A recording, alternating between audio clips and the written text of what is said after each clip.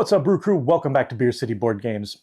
It has been a while since I've done a board game recap for the month, and I wanted to get those going again. It's a fun way to look back and reflect on the games that I played and what I thought of them. This won't be a fully comprehensive list of every game that we played. I'll mainly just be touching on the highlights. Now, February was a slower month of gaming for me, but really the winter months tend to be a little slower in general.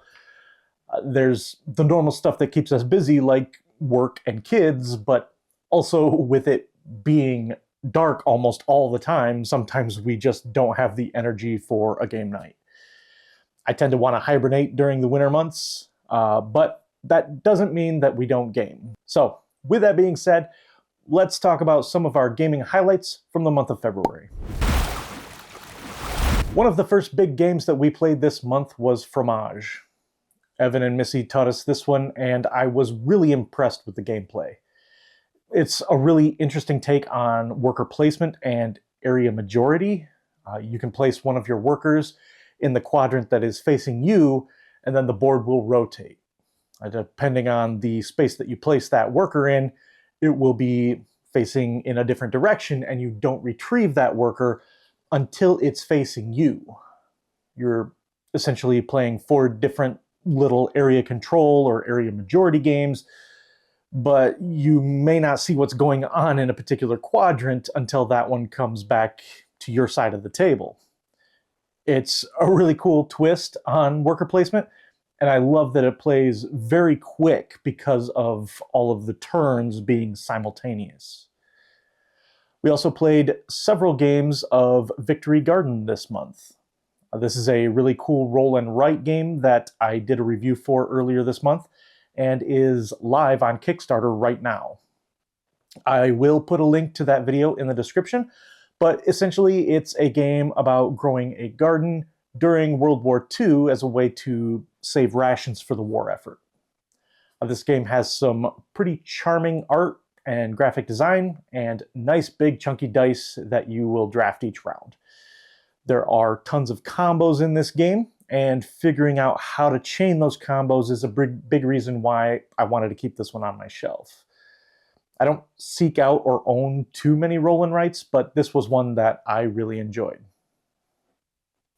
We finally got around to trying Between Two Castles of Mad King Ludwig. This is one that had been brought up several times as a game to play when we had a larger player count, and so it was really nice to finally get it checked off of the list.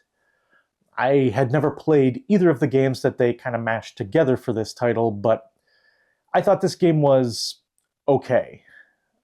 This is a closed tile drafting game where each round you're going to be choosing 2 tiles, and then working with the player to your right to build one castle and the player on your left to build another castle. Whichever of your castles scores the lowest is the one you will score for the game, and whoever's score is the highest out of those lowest scores is the winner. It's a cool concept, and I remember being at least curious about Between Two Cities, and I really do think this game is good, but it's not one that I found particularly exciting.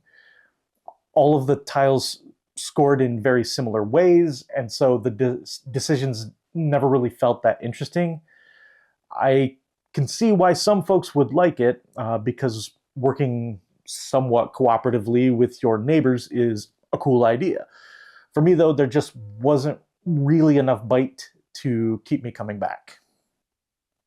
We did play another Stonemaier game and another Bezier game during February, though. Our copy of Finspan came in, and we played it twice on the first night that we opened it. This is the 3rd game in the Span trilogy from Stonemaier, and from what I understand, it's the lightest of the 3, although I have not played Wormspan yet.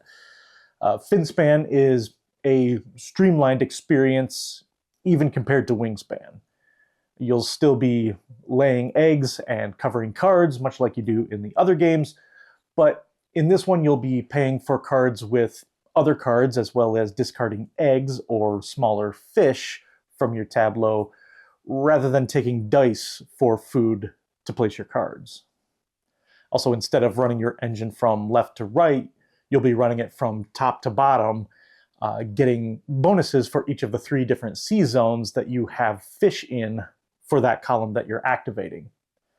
It runs really smooth and plays very quick. If you want a more streamlined Wingspan-like experience, I think it's worth checking out. I'm really looking forward to some expansions for it because I would love to see a larger variety of fish cards. And the Bezier game that we played was one of our more recent, bigger games that we played, and that's Suburbia. And we've owned this game for quite a while now, and I love it. But it's definitely been a while since we've played it. This was one of the first tile-laying city builders that I really fell in love with. This is another game with a fairly simple set of rules. The rulebook is very thin, but there is plenty of complexity in the way that you combo your tiles together. Each round you're going to either get a tile from the market row, build a lake, or invest in one of your already placed tiles. Each tile that you place could potentially trigger the tile being placed, the tiles next to it, another tile somewhere in your suburb, or a tile in somebody else's suburb. It sounds like a lot to keep track of, but we never really found it to be too difficult to tell what's going on. But for such a simple set of rules, this game gets very crunchy when you start to consider all of those potential combinations. We have the old first edition still, and while I don't know that I'd be willing to go all the way up to the deluxe edition, I do like the game enough to consider picking up the second edition with the cleaner artwork and better components. We picked up a copy of Aqua Garden with our Ostia expansion Kickstarter, and we had a chance to play that a few times this month. This is a game with multiple rondels, and you are trying to combine the right fish in the right tank to meet objectives, make money, and score points. The first time we played it, we played with the basic rules, and we thought it was very good, but then we played with an added expansion, and we played with the advanced fish, and that's where it really started to shine for me. Those advanced fish give you more unique ways to score and make for a much more interesting game. Now, we only picked up one expansion during the Kickstarter campaign, which, having never played the base game before, made sense to me at the time. Now, though, I'm wishing I had grabbed the other expansions as well. We played a couple of very light and silly and chaotic games of Let's Dig for Treasure. I picked this one up during a trip down to Indianapolis when we stopped into Good Games, which is a regular stop for us when we are down in that area for Gen Con.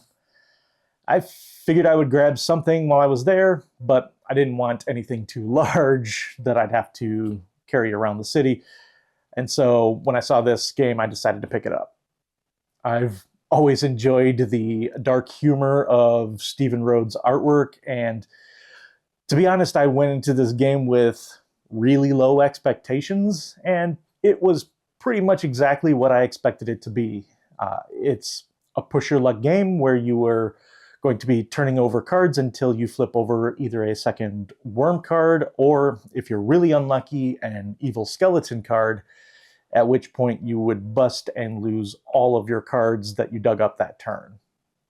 There are some really weird treasures in there too, which might give you points if you are the owner of the game, or if it's your very first time playing the game.